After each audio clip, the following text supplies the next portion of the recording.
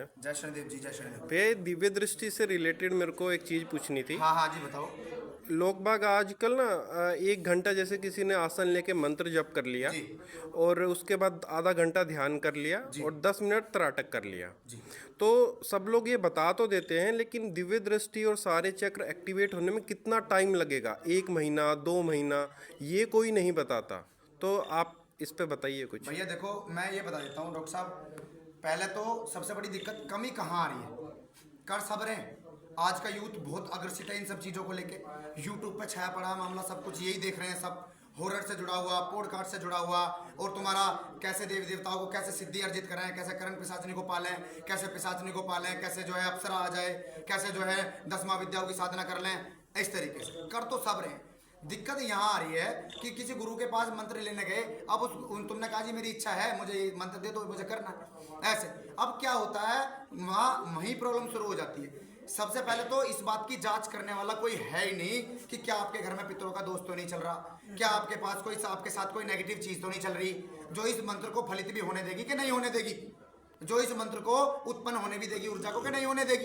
क्योंकि कई बार तो शरीरों में चुड़ैलें बैठी होती हैं, शरीरों के साथ चीजें चल रही होती हैं जो शरीरों में दर्द भार करती हैं, हमारे विचारों को बदलती रहती हैं, मलिन विचार करती रहती हैं, मानसिक तनाव बना के रखती हैं, जिनसे हमारे अच्छे परिचय चल रहे हैं रिश्तों को खराब करती हैं, और साथ में घर में पितरों का दोष चल रहा होता है।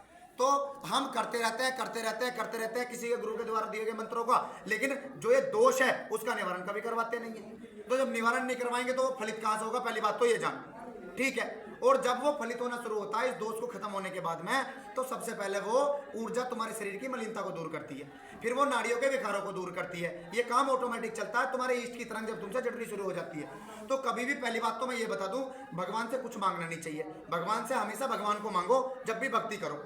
तो जब उनकी तरंगे तुम्हें छूती हैं तो वो सारी नाड़ियों का जागरण करके जाएंगी अपने आप ही, वो सारी कुंडलियों का चक्रों का जागरण करके जाएंगी अपने आप ही, वो तुम्हारे सारे विकारों को दूर करके जाएंगी, वो किसी की जरूरत नहीं पड़ेगी। फिर भी मैं आपको ये बता देता हूँ, कुंडली और चक्रों के जागरण होने का विषय बड़ा गूढ़ है। ये इतना आसान मामला नहीं है कि हमने कहा कि 41 दिन की साधना करी और हमारी कुंडली खुल गई। वो तो कोई कोई विरला हो गया, लाखों में उस पर देव कृपा सीधी सीधी हो गई। लेकिन सबके भाग्य तो ऐसे नहीं है। तो जब तक वो मलिनता साथ में बनी रहेगी, जब तक तो तुम कुछ कर ही नहीं पाओगे, जब तक वो नहीं हटती। हम सोचते हैं हम तो 2-2 घंटे जब कर रहे हैं, कुछ हो नहीं रहा, साथ में खड़ा हुआ इतना बड़ा मुंह खोल के खड़ा है कोई, वो सारी ऊर्जा को ग्रहण कर रहा। तो पहले तो ये जचवाने की जरूरत है हमें कि हमारे साथ कोई गंदी चीज तो नहीं है, हमारे घर में पितरों का दोष तो नहीं है, कि क्या कुछ हम करें हमें फलित होगा कि नहीं होगा ऐसे। क्योंकि दोष हटवाने की बहुत ज्यादा जरूरत है। दोष जब हट जाएगा उसके बाद ये चीजें आपको फलित होती हैं। तो सबसे पहले वो ऊर्जा बढ़ती है ना, तो वो आपके रोम रोम खुलते हैं, उसके बाद में वो सहस्रार से एक शीतलता प्रदान होती है, धीरे धीरे शरीर में जो ऊर्जा है वो रोटेशन बढ़ना शुरू होता है। पहले तो ऊर्जा रोटेट करती है शरीर में, जैसे झंझनाहट महसूस होगी, वाइब्रेशन महसूस होगी, उसके बाद मूलाधार नाभि मंडल का भेदन, उसके बाद हृदय चक्र से होती हुई, और उसके साथ साथ में फिर ये आज्ञा चक्र और सहस्त्रार को टच करती है। ये सिर्फ ऊर्जा कर रही है, अभी इतना कार्य है। हमारी ना कुंडली खुली है ना चक्र खुले हैं अभी, ठीक है डॉक्टर साहब।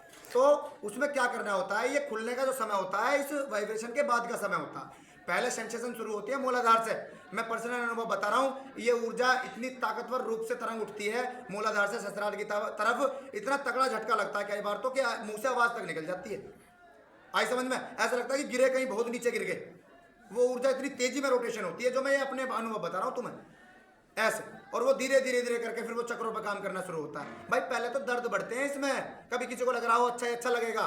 जब नाड़ियों में काम होना शुरू होता है तो वो मलिनता हटती है उनकी, उसके बाद धीरे से जाके वो अनुभूति होती है, अनुभव होता है जो अच्छे रूप में चलता है ऐसे। भैया जी जैसे आज की जनरेशन में, जैसे मैं डॉक्टर हूँ, मेरे पास आते हैं लोग तो हाँ ये पूछते कि कितने दिनों में सही हो जाओगे। हाँ। वैसे ही अगर कोई अपना नेगेटिविटी का इलाज करवा ले और वो बिल्कुल ठीक हो जाए, हाँ। उसके बाद अगर ये सारी चीजें करे, हाँ। तो दिन कितने लगेंगे? नहीं, इसमें मैं आपको ये बता सकता हूँ, ये आपकी चाल के ऊपर डिपेंड करेगा कि आप कितनी गति से चल रहे हो। अगर नकारात्मक ऊर्जा नहीं है तो आई समझ में। अगर मैं कह दूं भाई तेरा 1.25 महीने में हो जाएगा, अब मुझे क्या पता 1.25 महीने में तेरी चाल कैसी है भाई, है तुम्हारा भाव किस प्रकार से प्रकट हो रहा है, तुम बैठ के कर भी पा रहे हो कि नहीं कर पा रहे हो, कोई उच्चाटन तो नहीं हो रहा किसी प्रकार का। अगर मान लीजिए मैंने कहा कि भाई तुझे 3-3 घंटे करना है और तुमने 1.25 घंटे ही कर पा रहे हो, वो 3 घंटे कर तो रहे हो, पर वो 2 घंटे कैसे जा रहे हैं वो तुम्हें ही पता है। बस मन कहीं और है, शरीर कहीं और है, कभी इधर दर्द हो रहा, कभी इधर हो रहा, कभी ऐसे आँख खुल गई। तो वो चाल के ऊपर डिपेंड करता है कि आप कितने समय में, और फिर डिपेंड करता है तुम्हारा इष्ट तुम्हें कितने दिन में ग्रहण करेगा। क्योंकि हम तो सबको ग्रहण कर लेते हैं, हम तो लंबे लेट जाते हैं, भाई हनुमान जी तू मेरा मैं तेरा। हनुमान जी भी तो एक बार कह दे कि मैं तू मेरा है। वो कहने के लिए बात अच्छी लगती है कि भगवान सबका है, वो सबका जरूर है पर वो किसी का भी नहीं है, तेरे को आज बता रहा हूं मैं। क्योंकि हम उसके लिए एक तरीके से अपने प्रारब्ध भुगतने के लिए आए हुए हैं यहाँ। हमें विलक्षणता प्रकट करने के लिए भक्ति करनी पड़ती है। अगर ऐसा ना होता, वो सबके लिए बराबर ही काम कर रहा होता, फिर साधु महात्मा तपते क्यों? फिर उनकी आंखें कोटर हो गई हैं, उनकी पसलियां धस गई हैं, शरीर पे मांस का एक टुकड़ा तक नहीं रह गया उनके, तो फिर वो इतनी भक्ति क्यों करते जब वो सबका सब कुछ सरलता से मिलता होता? तो मुझे बता, तो कुछ तो भेद है, उसको पाने के लिए कुछ तो मेहनत करनी पड़ रही है। इसका मतलब वो फिर सबका उस हिसाब से नहीं है। वो भक्ति जब हम विलक्षणता से करेंगे तो विलक्षणता के रूप में हमें प्राप्त होगा। हमें उसने तो हम उसके अंग हैं, एक तरीके से तत्व हैं, अंश हैं, तो उसने तो हमें हमारे प्रारब्धों के अनुसार यहाँ भेज दिया कि जा भाई और अपना कर्म करो, और जो कर रखा है उसके अनुसार भुगतो। ठीक, लेकिन हमें विलक्षणता प्रकट करने के लिए तभी तो फिर, अगर एक बार बताओ, अगर 108 हनुमान चालीसा में आ रहा तो फिर एक महीना आ जाएगा वो, अगर कोई भेद नहीं है तो फिर क्यों 108 करने की जरूरत पड़ती है? तो फिर तो एक में ही हो जाएगा सारा काम। तो इसलिए हमें ये वाली बात आपकी चाल के ऊपर डिपेंड करती है कि आप किस भाव से बैठ के उस भक्ति को कितने समय के लिए कर पा रहे हो। ये जय शनि।